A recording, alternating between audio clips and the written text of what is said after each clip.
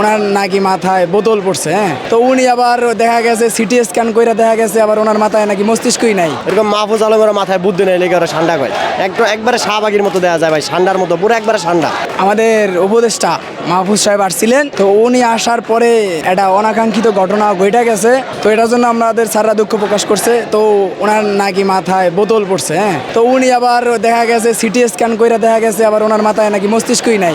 Jamuna electronics ঈদে double খুশি offer season 3, যে কোনো পণ্য কিনলেই পাচ্ছেন নিশ্চিত ঈদ উপহার। তো এখন ওনার বোতল পড়ার পর যে ওনার এত ইগো, অথচ আমাদের স্যারেদের উপরে যে হামলা করা হয়েছে, আমাদের উপরে হামলা করা হয়েছে, এটা দেখে না কেউ। কিন্তু একটা সামান্য একটা বোতল, সেইটার জন্য নাকি সিটি স্ক্যান করা হয়েছে।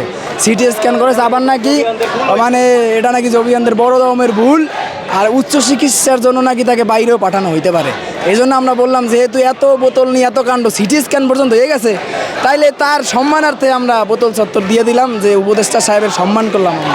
আমরা চারটি দাবি, যৌক্তিক দাবি হচ্ছে কি আমরা প্রথমত চাই আমাদের আবাসন ভাতা দিবে 70% শিক্ষার্থীকে। দ্বিতীয়ত যে দাবিটি সেটা হচ্ছে কি যে আমাদের যে আমাদের বাজেটটাকে বৃদ্ধি করতে হবে, বৈষম্যের শিকার হয়েছে যে বাজেট নিয়ে আমরা। তৃতীয়ত দাবিটা আমাদের যে দ্বিতীয় ক্যাম্পাস রয়েছে সেটার কাজটা হচ্ছে গিয়ে দ্রুত প্রকল্পের আওতায় বাস্তবায়ন করতে হবে। এবং সর্বশেষ যে দাবিটি আমরা এড করেছি, চতুর্থ দাবিটি, সেটা হচ্ছে গিয়ে আমাদের শিক্ষক এবং শিক্ষার্থীদের উপরে হচ্ছে কি তারা যখন টিয়ার শেল নিক্ষেপ বা ইত্যাদিতে যখন হামলা করেছে, সেটির বিষয়ে সরকার পক্ষ থেকে এখনও পর্যন্ত কোনো আমাদেরকে আন্তরিকভাবে কোনো দুঃখ প্রকাশ তারা করেনি। সেই জন্য আমরা এই চারটি দাবি নিয়ে আমরা হচ্ছে গিয়ে এখানে আন্দোলনরত অবস্থায় রয়েছি।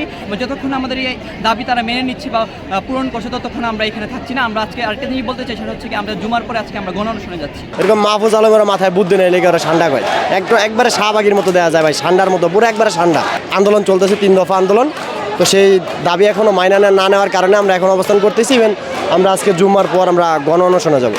অনাকাঙ্ক্ষিতভাবে বোতল চেলে দেয়, মানে ভুলবশত উপদেষ্টার মাথায় লেগে যায়, তখন উনি রেগে চলে যায় এখান থেকে কথা না বলে।